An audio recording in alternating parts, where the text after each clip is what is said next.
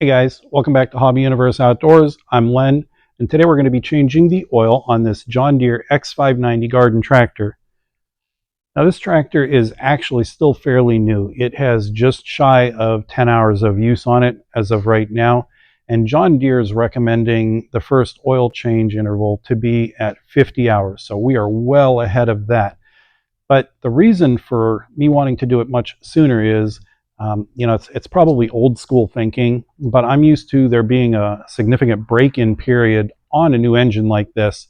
And while I understand manufacturing processes and tolerances have really improved and tightened up over the years, I still feel that you've got all these metal parts and pieces inside that internal combustion engine rubbing up against each other.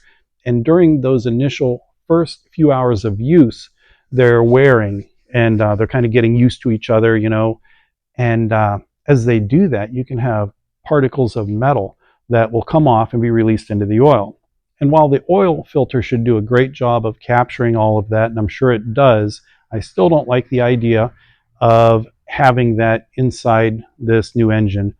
An oil filter and a couple quarts of oil for me is really cheap insurance and peace of mind, if nothing else, for this new tractor. So I'm going to go ahead and get the oil changed on this. And if you haven't already done so, please hit that subscribe button and also that little notification bell.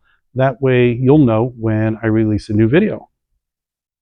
Before I get started, I did want to mention that I plan on going over this process in a lot of detail. So if you're watching this video because maybe you're unfamiliar with the tractor, you're just looking for some tips, but you have a good understanding of how to change the oil in your truck, then a lot of the little things I'm going to mention, you probably already know. So I am going to go into a lot of detail. That's on purpose, because I do believe there are people out there that might not be comfortable changing the oil in their family truckster or whatever it is they have, but they do want to take a shot at it on their garden tractor. This video is for them. This will help them understand all those little tricks that we've all learned over the years when it comes to changing the oil on just about anything. Everything we need to access to change the oil on this tractor is going to be located on the left side. So this is where you check the oil. You've got your dipstick in here, and that's also the spot where you're going to add the oil when we get to that point. You've got your oil filter, and then there's also the oil plug. John Deere recommends removing the mower deck prior to changing the oil to make it easier to access. I'm not going to do that. I don't feel that it's necessary, and I'll show you how I get around that here. I turn the steering wheel all the way to the right, and I lowered the deck down into my current cutting position, which is 2 3/4. I have this little plastic pan, and what I can do is I can actually slide it, and it'll sit on top of the mower deck directly under that oil drain plug. For me, that's perfect. I see no reason to remove the deck to get at that. In fact, I would prefer to have that closer. I would definitely recommend having some paper towels or some shop rags or something readily available as you do this. And even though I've got my little container under there and I'm pretty sure I'm not going to have any issues, if I do, I want to make sure that I have some way of catching that spilled oil or whatever it is. I want to have that close by and ready to go. I don't have to be running around looking for it. So I've got this old t-shirt. I think that's going to work. Here's a close-up of the oil drain plug. And normally you can break that loose by hand. It shouldn't be too tight. You don't need to over tighten it when you put it back on. You just get it kind of tight, give it a quick little turn, and you're good to go. If by chance on yours you try to remove that and it seems to be stuck and you just can't seem to get it with your fingers, you can take a regular 1/4-inch ratchet wrench and it'll fit into that little square on the end of the plug. When you do that, you can loosen it that way. Once you get it loose, then you can finish removing it. Before pulling the plug on the tractor, I ran it for about 1 to 2 minutes. I just let it idle. And the reason for that is I wanted the oil to be warm, because warm oil is going to flow better than a cold oil. And also, if the oil is warm and it's flowing better, I believe that's going to improve my chances of getting more of the oil out of the bottom of the engine. And really, that's the goal. We're changing the oil, so the more oil we get out of there, the better. I'm going to loosen the cap. on the oil fill, and that'll allow any air to go in there to make up for the oil coming out, any kind of vacuum. I don't think it's that big of a deal on these little motors like this, but it's just a habit I've gotten into. Something else I'm going to do is I'm going to remove the spark plug wire, and that'll give me a little extra room here. I'm going to move these hoses up and out of the way. And the reason for that is because I cannot seem to find my oil filter wrench. I had one, it broke, and I thought I had another one. I can't seem to find it.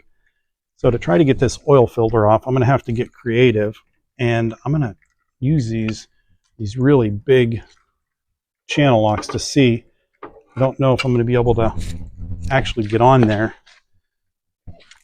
With this plastic guard, it's going to make it fairly difficult, I think.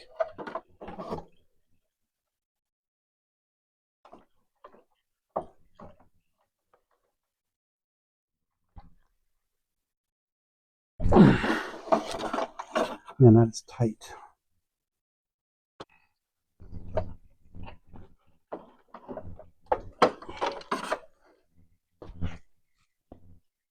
All right, I finally got the oil filter loose. I didn't record that. There was much swearing involved. I was able to do it with the channel locks. It was not pretty. It was on very, very tight. That's not what we want. So before I continue, I just wanted to talk a little bit about getting that oil filter off. It was way, way too tight, and it would have been that way, I would assume, from the factory. Normally you get on there, you would need some kind of an oil filter wrench. I mean, I didn't have mine, I can't find it or whatever, but even with channel locks or something like that, you should be able to get on there, and with just a little bit of pressure, it should come loose. And the reason for that is there's a really nice rubber O-ring gasket that presses up against the mating surface on the engine, so you don't need a ton of pressure on there. So very important, when you put your oil filter back on, you do not want to over tighten it, and I'll go over that in detail here in just a minute. I just wanted to cover that because it's really frustrating. It should not be that tight. With the oil filter removed and we've still got the plug out, we can see that we're, I don't know, a drip every few seconds. So that's about as good as it's going to get. You're never going to get 100% of the oil out. I'd say we're pretty close on that. Something else I like to do is I like to clean this surface. This is the surface that the rubber gasket on the oil filter will press up against. So I like to make sure that's clean. I just go over it with a paper towel or a rag. Just give it a quick wipe. Make sure it's nice and clean. Maybe give it a feel. Make sure you don't feel any debris or that it's doesn't have any dings on it or anything. So that's really nice, smooth, and flat, which is what we want to see. And then since we have good access, I'm going to clean that little drip tray because once the filter's on, that would be hard to get to. So now we're ready to put the oil filter back on. Here's a picture of the oil and oil filter I got from the John Deere dealership that I'm going to be using for this oil change. This is 10W30 oil, and that is what John Deere and the manual recommend for this engine. So this is a close-up of the oil filter, and this is that rubber gasket I was talking about, and this is what's going to press up against that mating surface on the engine to keep the oil from leaking out. One thing I like to do with that is put a little bit of oil on it. So I'll dip my finger into that used oil right there, and I'll just apply a little bit of oil to that gasket. And the reason for that is that's hopefully going to keep the gasket from sticking to the engine. I don't know if it's a big problem or not, but it's just something that I've always done as far as making sure that it's lubricated, and next time you go to change your oil, it comes off fairly easy. Once that's on, install the oil filter. And I usually like to do this with a rag or something. So you get it on until it stops. And about as tight as you can get it, hand tight. That's it, you're done. You don't want to get on there with a wrench. You don't want to use your filter wrench to tighten it up or anything. As tight as it is, that rubber gasket I showed you, that's going to prevent the oil from leaking. You're in good shape. Now we got the oil filter on. We just have to reinstall the oil plug. And before I do that, I'm going to give it a quick wipe. I just want to make sure that there's no debris or dirt or anything else on there before I install that. It's nice and clean.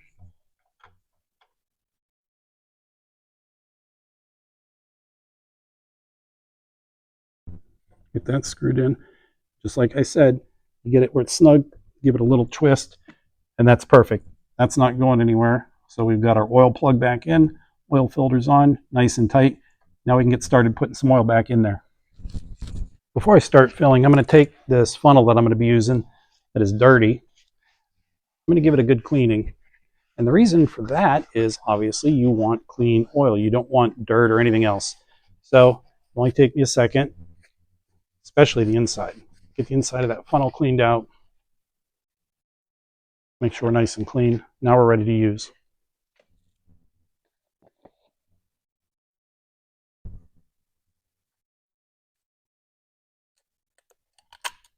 So when pouring the oil, I like to hold the oil can like that, or the oil bottle. Oil comes out a lot better if you hold it that way. And I'll show you what I mean on this next one here. In my head, I think it should be held like this. But when you do, you get that glip, glip, glip. And it's a real uneven pour because you've got the air trying to get into the bottle while the oil's coming out. But if you do it this way, you don't get that.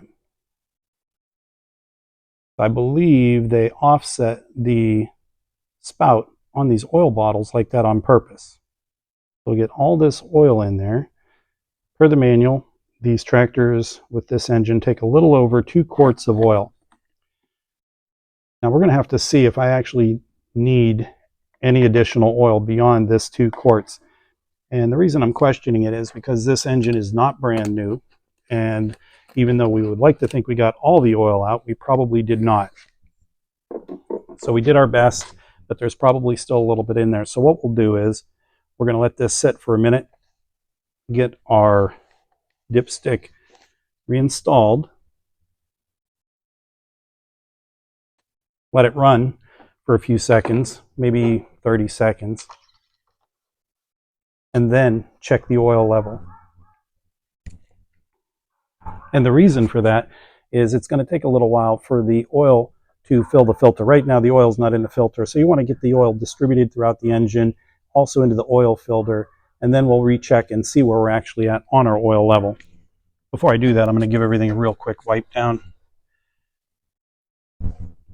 Just try to get as much of that oil off there as I can, because if I don't, that's where all the dust and dirt and everything else is going to stick. So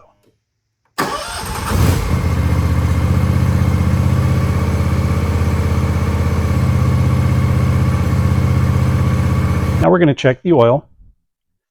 To do so, we remove the dipstick, give it a quick wipe, then you reinsert it, but you don't twist it. You simply set it inside the tube and just let it sit there for a second. And that's per the John Deere manual. And I believe it says the same thing on the dipstick itself. You don't want to screw it in though. I don't know if you're going to be able to see that or not. It's going to show up, but I've got 3 of 4 holes covered in oil. That tells me I'm almost full. I'm probably going to add about a 1/4 cup, and we're going to call this one finished. The oil change is complete. I'm ready to go mow some grass.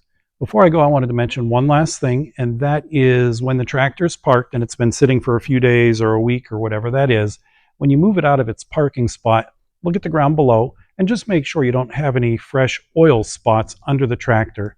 If you do, it's going to be worthwhile just to do a little bit of investigating to make sure something didn't come loose, or maybe you forgot to tighten something during the oil change.